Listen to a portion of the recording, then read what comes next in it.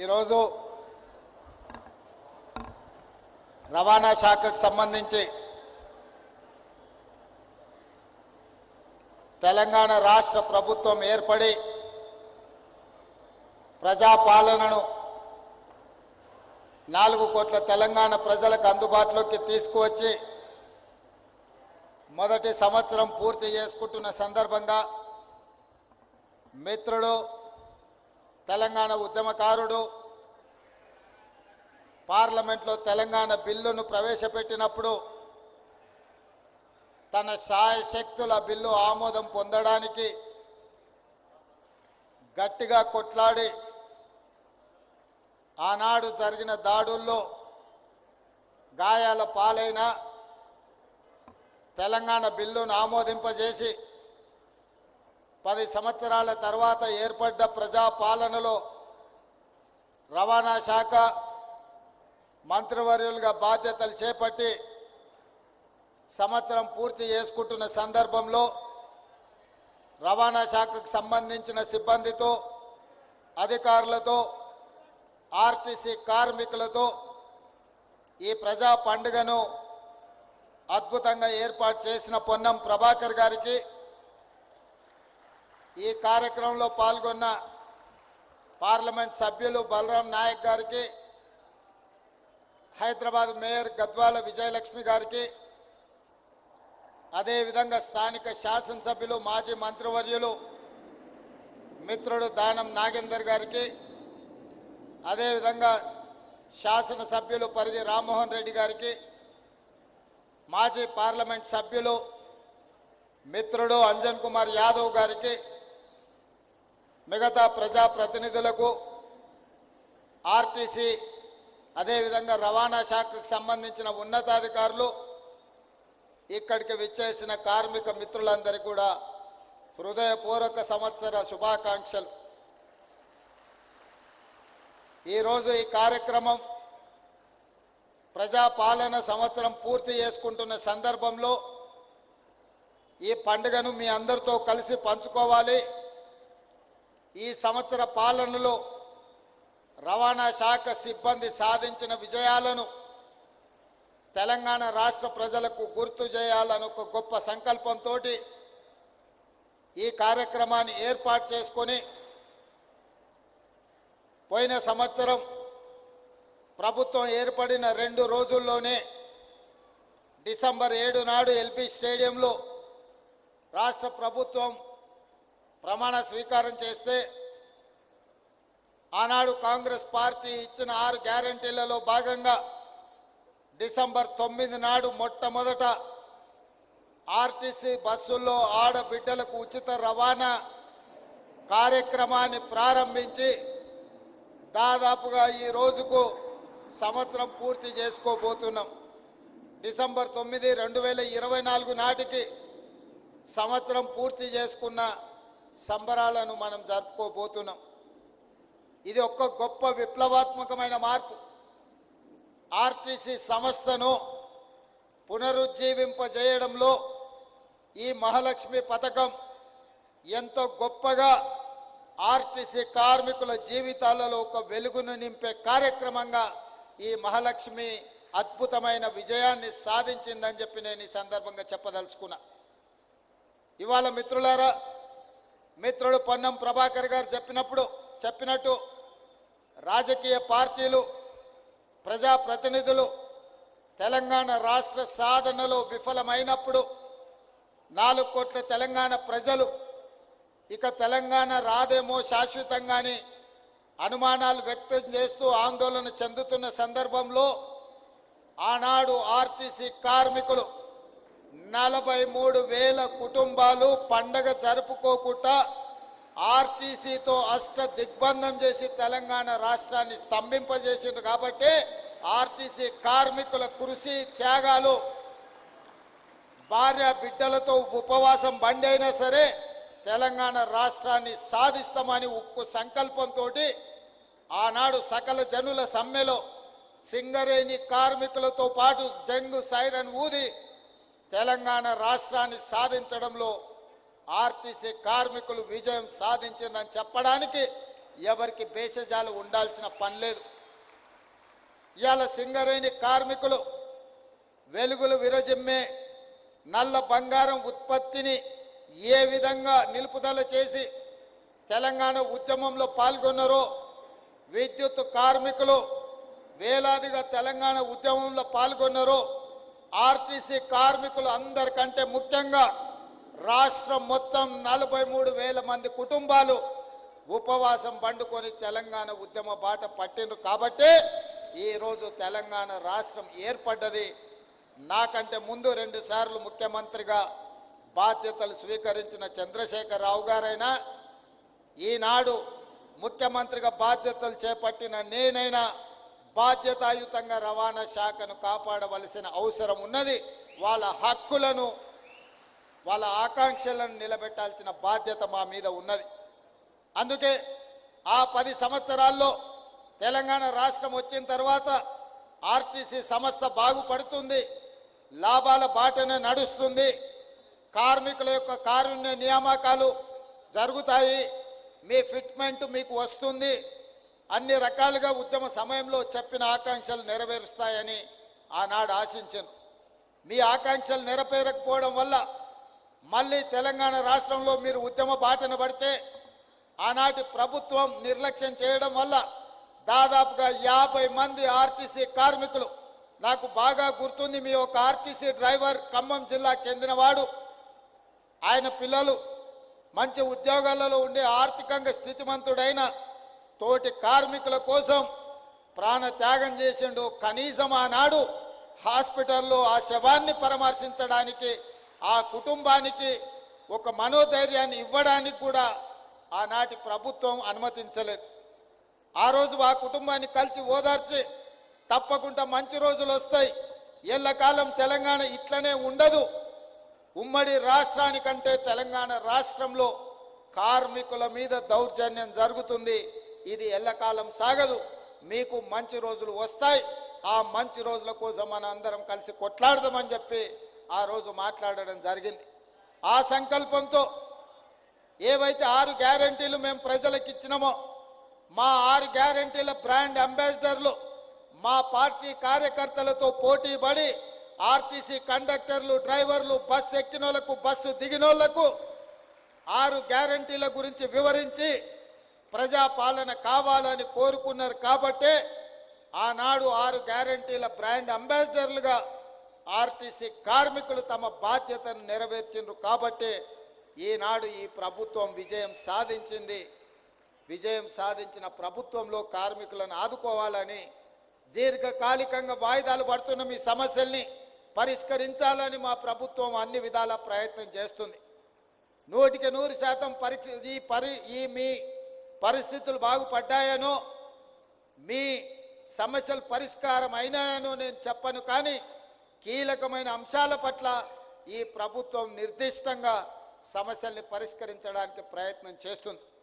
ఆనాడు నష్టాలలో ఉన్న సంస్థ మహాలక్ష్మి పథకం ప్రవేశపెట్టినాక ఈ 11 నెలల్లో దాదాపుగా 115 కోట్ల మంది ఆడబిడ్డలు, మళ్ళొక్కసారి చెప్తున్న మీడియా మిత్రులకు, ఇప్పటి వరకు డిసెంబర్ 9, 2023 నుండి నవంబర్ 30 తారీఖు 2024 వరకు దాదాపుగా 11 నెలల 20 రోజుల్లో 115 కోట్ల మంది ఆడబిడ్డలు ఆర్టీసీలో ఉచిత బస్సు రవాణా సౌకర్యాన్ని వినియోగించుకున్నారు. దానికి సంబంధించి దాదాపుగా 4,000 కోట్ల రూపాయలు ఈరోజు రోడ్డు రవాణా సంస్థకు రాష్ట్ర ప్రభుత్వం బదిలీ చేయడంతో నష్టాలలో ఉన్న ఆర్టీసీ సంస్థ ఈరోజు లాభాలలో నడుస్తుంది. ఒకనాడు 50-60% కూడా బస్సుల్లో ప్రయాణికులు ఎక్కేవాళ్ళు కాదు. ఈరోజు 100 నుంచి 110% బస్సుల్లో రవాణా ఉపయోగించుకుంటుండ్రంటే ఎంతో ఓపికతో మా డ్రైవర్లు, మా కండక్టర్లు ప్రజలతో మమేకమై ప్రజలకు ఇబ్బంది జరగకుండా పని భారాన్ని మోసుకుంటూ ఈరోజు మహాలక్ష్మి పథకాన్ని విజయవంతం చేసిండ్రు. ఇవాళ మహాలక్ష్మి పథకం మా ఆడబిడ్డలకు ఒకప్పుడు అమ్మగారింటికి వెళ్ళాలంటే ఇంటి ఆయన బస్సు కిరాయి ఇవ్వాలి, ఆలయం సందర్శించుకోవాలంటే ఇంటి ఆయన అనుమతి ఇవ్వాలి. ఇవాళ ఇంటైనా రూపాయి ఇవ్వకపోయినా ఆయన అక్కడ పని మీద పోతే మా ఆడబిడ్డలు ఆర్టీసీ బస్ ఎక్కి అమ్మగారింటికి పోయి అమ్మని చూసి ఆ పక్కనే ఆలయంలో పోయి దర్శనం చేసుకొని మళ్ళీ ఇంటి ఆయన వచ్చే లోపల ఇంటికి వచ్చేటట్టు ఈరోజు ఈ మహాలక్ష్మి పథకం ఉపయోగపడుతుంది. మా అక్కలు నవ్వుతున్నారు, నిజమే చెప్తున్నాడు మా తమ్ముడని. నేను చూస్తుంటే కదా, మాట్లాడుతుంటే కదా అందరితోటి. ఒక్కొక్క మహిళకు ఈ వేదిక మీద నుంచి చెప్పదలుచుకున్న, ఉద్యోగం చేసే ఆడబిడ్డలకు, చదువుకోవడానికి వెళ్ళే ఆడబిడ్డలకు 5,000 నుంచి 7,000 రూపాయలు రోజుకు యావరేజ్గా 35 నుంచి 40 రూపాయలు ఆడబిడ్డలకు సేవింగ్ వస్తుంది. ప్రతి నెల ఒక్క ఆడబిడ్డ ఆర్టీసీ బస్సులో బస్సు కిరాయిల పైసలు 5 నుంచి 7,000 రూపాయలు మిగులుతున్నాయంటే ఈరోజు ఆడబిడ్డలు సంవత్సరం తిరిగే లోపల 1,00,000 రూపాయలు ఆదా చేసుకుంటారు. ఇవాళ ఇంటి ఆయన చేతిలో 1,00,000 ఉంటే ఆయన సాయంత్రం అయితే బెల్ట్ షాపులు ఇస్తాడు. కానీ మా ఆడబిడ్డల దగ్గర 1,00,000 ఉంటే వాళ్ళ బిడ్డల్ని బడికి పంపించి మంచి చదువులు చెప్పించి ఈ రాష్ట్ర ప్రయోజకులుగా బిడ్డల్ని తీర్చిదిద్దుతున్నారు. పండగ వస్తే ఆడబిడ్డకు బట్టలు పెట్టాలన్న ఆలోచన ఈ సేవింగ్స్తో చేస్తున్నారు. ఇంటి కిరాయి కొంచెం మంచిగా ఉండాలి, పండుగ వస్తే బాగా చేసుకోవాలని ఈ 5 నుంచి 7,000 రూపాయలు ప్రతి నెల మా వాళ్ళకి ఏదైతే మిగులుతున్నాయో ఈరోజు ఆ రకంగా కుటుంబాన్ని ఆదుకోవడానికి ఉపయోగపడుతున్నాయి. ఇదే కాదు, 200 యూనిట్లు పేదవాళ్ళ ఇంటికి ఉచిత కరెంటు 200 యూనిట్లు ఇవ్వడంతో దాదాపుగా 700-800 రూపాయలు ఈరోజు పేదవాళ్లకు మిగులుతున్నాయి. అదేవిధంగా 500 రూపాయల సిలిండర్, నెలకొక్క సిలిండర్ వేసుకున్న యావరేజ్గా 500 రూపాయలు అట్లా మిగులుతున్నాయి. అంటే 6 గ్యారంటీలలో ఆడబిడ్డలకు బస్సు ఉచిత ప్రయాణం కావచ్చు, పేదవాళ్లకు 200 యూనిట్లు ఉచిత కరెంటు కావచ్చు, 500 రూపాయల సిలిండర్ కావచ్చు, రాజీవ్ ఆరోగ్యశ్రీ ద్వారా ఇంట్లో పేదవాళ్ళకి ఏ ఇబ్బంది వచ్చినా 10 లక్షల రూపాయలు కార్పొరేట్ వైద్యాన్ని అందించడం ద్వారా యావరేజ్గా ప్రతి నెల సరాసరిగా చూసుకున్న 10,000 రూపాయలు ఈరోజు ప్రతి కుటుంబానికి ప్రత్యక్షంగా ఆర్థిక ప్రయోజనం చేకూర్చే విధంగా ఈరోజు ఈ పథకాలు అమలు జరుగుతున్నాయి. ఇదే కాదు, ఈరోజు బోనస్ ఒట్లు పండించిన వాళ్లకు గతంలో మీకు తెలుసు, ఒరేస్తే ఊరేసుకున్నట్టే అని ఆనాటి పెద్దలు చెప్పినారు.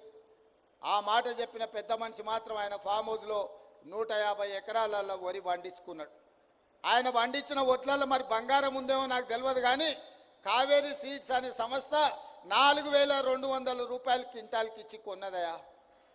మరి దొరలు పండిస్తే ఆ ఒడ్లల్లో బంగారం ఉంటుందేమో నాకు తెలియదు, కానీ గజ్వేల్ ఫామ్ హౌస్లో రాష్ట్రమంతా ఒరేస్తే ఉరేసినట్టు అని రైతాంగానికి చెప్పి వారు మాత్రం 150 ఎకరాలల్లో వరి పండించుకుంటే కావేరీ సీడ్స్ 4,200 రూపాయలు క్వింటాల్కి ఇచ్చి కొనుగోలు చేసింది. ఆనాటి పరిస్థితులు అవి.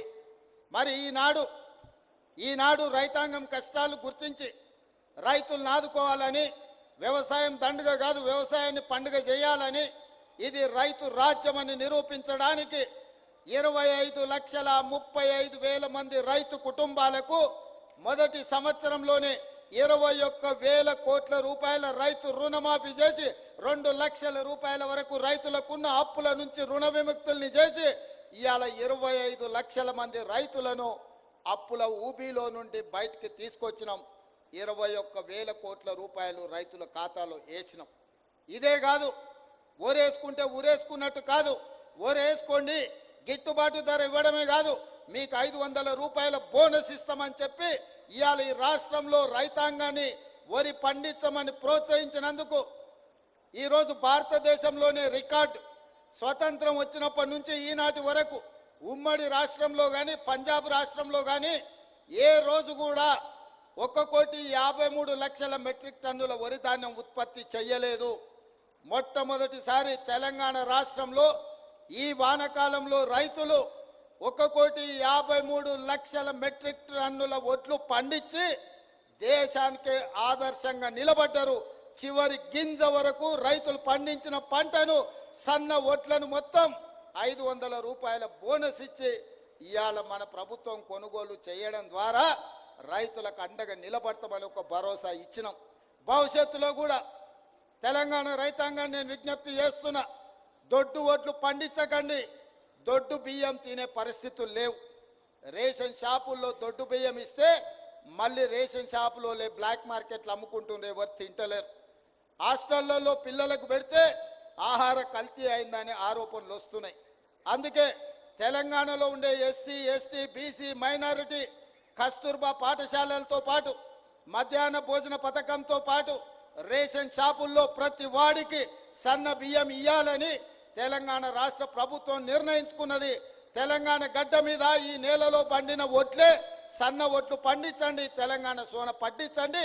ప్రతి పేదవాడికి సన్న బియ్యం ఇవ్వడం ద్వారా రీసైక్లింగ్ బియ్యం మాఫియాను ఉక్కు కూకటి వేళ్లతో పెకిలించి ఈరోజు పేదవాళ్లకు సన్న బియ్యం ఇద్దాం. అందుకే తెలంగాణ రైతాంగానికి నా విజ్ఞప్తి, సన్న ఓట్లే పండించండి.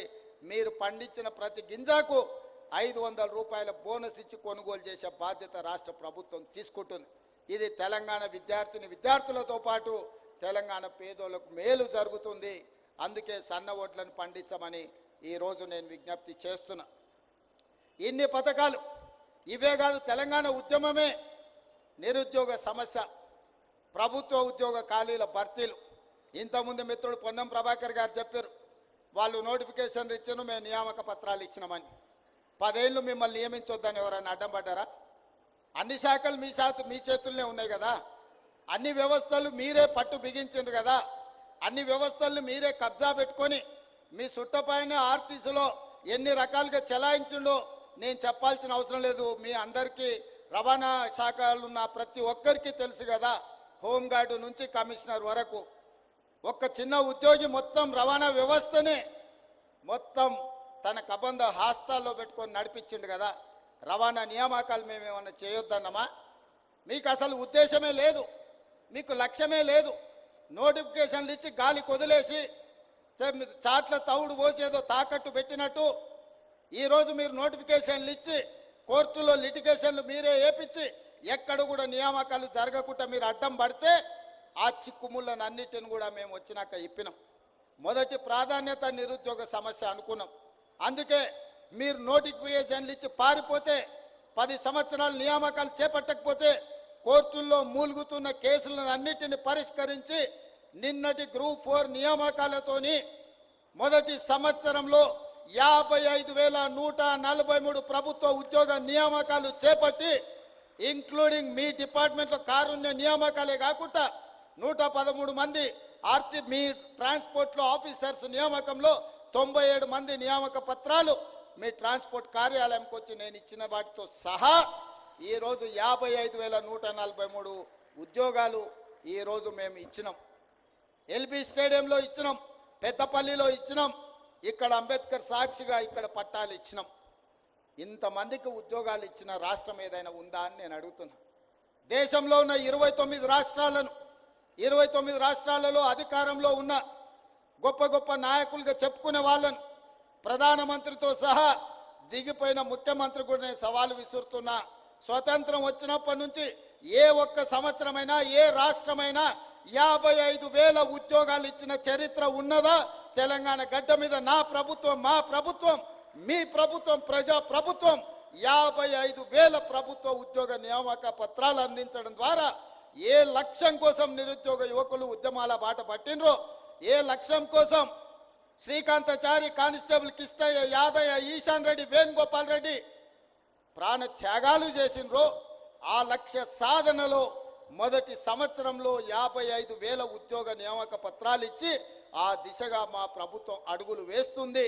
వాళ్ళ లక్ష్యం కోసం వాళ్ళు కన్న కలలను నెరవేర్చడానికి ఈరోజు మా ప్రభుత్వం నిరంతరం కృషి చేస్తుంది అని నేను ఈ వేదిక మీద నుంచి గొప్పగా నేను చెప్పదలుచుకున్నా.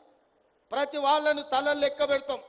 ఎవరికైనా అనుమానం ఉంటే ఇదే నక్లెస్ రోడ్డు మీద 55,143 మందిని ఇక్కడ పిలిపిస్తాం. మోడీ గారు, చంద్రశేఖరరావు గారు ఇక్కడ నిలబడండి, ఒక్కొక్కరి తల పెట్టుకోండి. ఒక్క తల తగ్గినా ఇక్కడనే మీకు క్షమాపణ చెప్పడానికి ముఖ్యమంత్రిగా నేను సిద్ధంగా ఉన్నా. ఇది మా చిత్తశుద్ధి, ఇది మా పట్టుదల, ఇది మా పరిపాలనకు గీటురాయి. అందుకే ఈరోజు ఈ లక్ష్య సాధనలో మేము ముందుకు వెళ్ళాలి అంటే ఇంకా మీరు మమ్మల్ని బలంగా ఆశీర్వదించాలి. ఇవాళ ఢిల్లీ నగరం మీరు చూస్తున్నారు టీవీలలో, పేపర్లలో, వాయు కాలుష్యం పెరిగిపోయి శబ్ద కాలుష్యం పెరిగిపోయి ఢిల్లీ నగరానికి సెలవు ఇచ్చిండ్రు. పాఠశాలలలో పిల్లలు బడికి పోయే పరిస్థితి లేదు. ఇంటికాడ ఆన్లైన్లో చదవమంటారు. ఉద్యోగస్తులు ఆఫీసులకు పోయే పరిస్థితి లేదు. పార్లమెంటు జరిగే పరిస్థితి లేదు. నిన్నగాక మొన్న నితిన్ గడ్కరీ గారు సెంట్రల్ ట్రాన్స్పోర్ట్ మినిస్టర్ స్పష్టంగా చెప్పిండు, ఢిల్లీకి వస్తే నా ఆరోగ్యం దెబ్బతింటుంది, నేను ఢిల్లీకి రానని ఒక కేంద్ర మంత్రి చెప్పిండంటే ఈరోజు ఢిల్లీ దేశ రాజధానిలో ఉన్న పరిస్థితులు కాలుష్యాన్ని ఒక్కసారి అంచనా వెయ్యండి అని చెప్పి నేను ఈ తెలంగాణ ప్రజానికానికి నేను చెప్పదలుచుకున్నా. కేంద్ర మంత్రిగా ఉన్న నితిన్ గడ్కరీ గారు స్వయంగా స్టేట్మెంట్ ఇచ్చారు, ఢిల్లీలో పొల్యూషన్ అనేది పీక్స్ పోయింది, నేను ఢిల్లీకి వచ్చినప్పుడల్లా నా ఆరోగ్యం దెబ్బతింటుంది, దీన్ని ఏం చేయాలో తెలియని పరిస్థితి వచ్చిందని ఢిల్లీ మొత్తాన్ని సెలవు ప్రకటించి ఢిల్లీని బంద్ పెట్టే పరిస్థితి వచ్చింది. అంటే తొందరలోనే ఢిల్లీ నివాస యోగ్యత పట్టణాల నుంచి తొలగించి అక్కడ ఉంటున్న వాళ్ళు ఇతర ప్రాంతాలకు తరలి వెళ్ళిపోయే పరిస్థితి ఉంది. అదేవిధంగా బెంగళూరులో ట్రాఫిక్ జాములు మీరు చూసారు, చెన్నైలో వర్షాలు వస్తే పడవల్లో తిరిగే పరిస్థితి మీరు చూసారు, ముంబైలో కొట్టుకుపోతున్న పరిస్థితులు మీరు చూస్తున్నారు. కలకత్తా గురించి నేను చెప్పాల్సిన అవసరమే లేదు. ప్రపంచంలో చెత్త నగరం కింద పోటీ పడితే కలకత్తా ఫస్ట్ వచ్చేటట్టు ఉన్నది. ఈ మహానగరాలల్లో 6 నగరాలు ఉంటే ఢిల్లీ, ముంబై, చెన్నై, కలకత్తా, బెంగళూరు, హైదరాబాద్ మన ఒక్కరమే కాస్తో కూస్తో బాగున్నాం. ఈ బాగున్న నగరం వేగంగా కాలుష్యం వైపు ప్రయాణం చేస్తుంది. ఈ కాలుష్యాన్ని నియంత్రించాలంటే ఆర్టీసీ కార్మికులు, రవాణా శాఖ సిబ్బంది నడుం బిగిస్తే తప్ప ఈ కాలుష్యాన్ని నియంత్రించలేని పరిస్థితి ఉన్నది. సామాజిక బాధ్యత, ఇది ఉద్యోగం కాదు, ఇది భావోద్వేగం. ఈ నగరం నిర్మానుష్య నగరంగా మారకుండా ఉండాలి అనంటే రవాణా శాఖ క్రియాశీలకంగా పనిచేయాలి, చట్టాలను పకడ్బందీగా అమలు చేయాలి.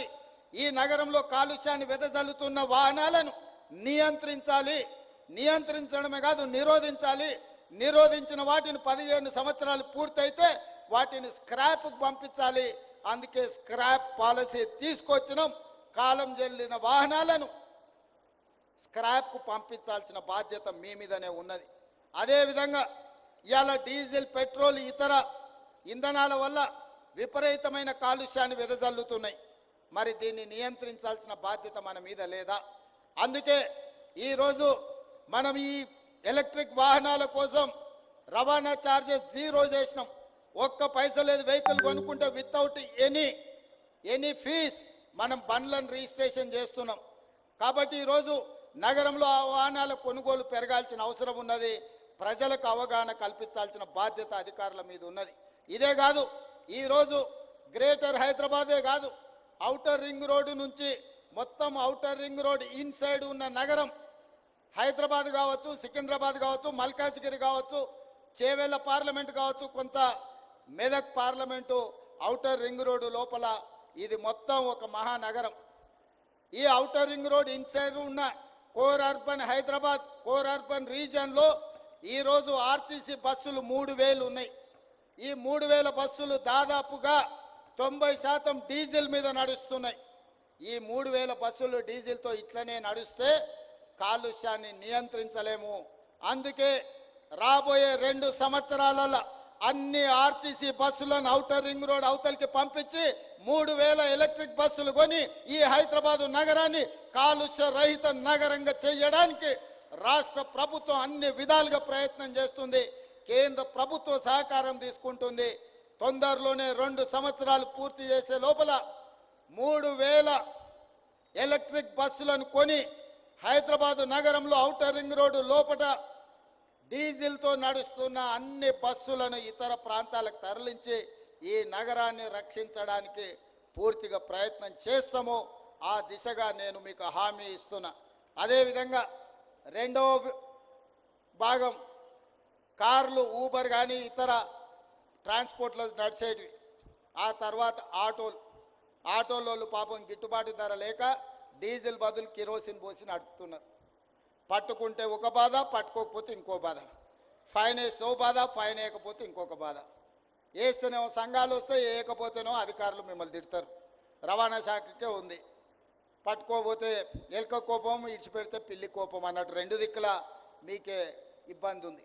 అందుకే ఇవాళ నేను మా రవాణా శాఖ మంత్రి గారికి సూచన చేస్తున్నా, ఈ డీజిల్ ఆటోలు అన్నిటిని కూడా ఔటర్ రింగ్ రోడ్ అవతలికి పంపించండి. వాళ్ళందరూ ఎలక్ట్రిక్ ఆటోలు కొనుక్కుంటే వాళ్ళకి ఏ రకంగా మనం ప్రత్యేక పథకాలు ఇవ్వగలమో వాటిని మీ అధికారులతో మాట్లాడి ఒక ప్రణాళిక తీసుకురండి. ప్రతి పేదవాడు ఎలక్ట్రిక్ ఆటో కొని హైదరాబాదు నగరంలో నడుపుకుంటే వాళ్ళని ఏ విధంగా ఆదుకోవాలనో ఒక ప్రత్యేకమైన పథకం తీసుకురండి. ఈ నగరంలో తిరుగుతున్న డీజిల్ ఆధారిత ఆటోలు అన్నిటిని కూడా నగరం బయటికి పంపించడం ద్వారా ఈ నగరాన్ని కాలుష్య రహిత నగరంగా తీర్చిదిద్దాలి. ఇవే కాదు, చెరువులు, కుంటలు, నాలాలు ఆక్రమించుకున్నారు. ఇవాళ ఆక్రమించుకోవడంతో ఆ చెరువులలో ఉండాల్సిన నీళ్లు, తగ్గాల్సిన కాలుష్యం రోడ్ల మీదకి వస్తుంది. రోడ్ల మీద నుంచి మన ఇండ్లకు వస్తుంది. ఇండ్లకు వచ్చిన కాలుష్యం మనం పీల్చుకుంటే గుండెలకు పోతుంది. దాంతో క్యాన్సర్ వస్తుంది, విపరీతమైన రోగాలు వస్తున్నాయి. మనకు మనమే విధించుకున్న మరణ శిక్ష ఇది. ఈ మరణ శిక్ష నుంచి బయటపడాలంటే దేవుడిచ్చిన వరం మూసీ నది. మూసీ నదిని పునరుజ్జీవింపజేసుకొని మూసా పరివాహక ప్రాంతం, ఈసా పరివాహక ప్రాంతం నుంచి వచ్చే నీళ్లు వర్షాకాలంలోనే వస్తాయి. కానీ సంవత్సరం మొత్తం మూసీ కలకలలాడాలంటే గోదావరి నదిని మూసీతో అనుసంధానం చేసి ఉస్మాన్ సాగర్, హిమాయత్ సాగర్ నుంచి మూసీ మొత్తం ఎప్పటికప్పుడు మంచి నీళ్లను ప్రవహింపజేయడం ద్వారా ఈ మూసీలో ఉన్న కాలుష్యాన్ని కడగొచ్చు. హైదరాబాదు నగరాన్ని పట్టి పీడిస్తున్న ఈ కలుషితమైన వాతావరణం నుంచి మన నగరాన్ని కాపాడుకోవచ్చు. ఇవన్నీ చెయ్యాలి, ఇవన్నీ జరగాలి అంటే మీ ఆశీర్వాదం ఉండాలి. అందుకే ఈరోజు ఈ నగరాన్ని కాలుష్యం నుంచి కాపాడాలి. మన కళ్ళ ముందల్నే స్పెయిన్ మన చూసినాం. కొన్ని వేల కార్లు, కొన్ని లక్షల కోట్ల రూపాయల నష్టం స్పెయిన్లో కొట్టుకుపోయింది. అది వేరే దేశం. కానీ ఢిల్లీ మనం కళ్ళతో చూసినాం, చెన్నై మన కళ్ళతో చూసినాం, ముంబై మన కళ్ళతో చూసినాం. మరి మన హైదరాబాద్ను కూడా ఇంకొక కల్లోలిత నగరంగా మనం మార్చుకుందామా? లేదా కొంత కఠినమైన నిబంధనలు పాటించి వాటిని అమలు చేయడం ద్వారా రవాణా శాఖకు మనం సహకరించి ఆర్టీసీ కార్మికులను మనం ప్రోత్సహించి ఈ కాలుష్యాన్ని నియంత్రించినప్పుడే మన బతుకులు బాగుపడతాయి, మన జీవన ప్రమాణాలు పెరుగుతాయి. మనం ఇంకా 100 ఏళ్ళు బతకడానికి అవసరమైన వాతావరణాన్ని నగరంలో తెచ్చుకోవాలి.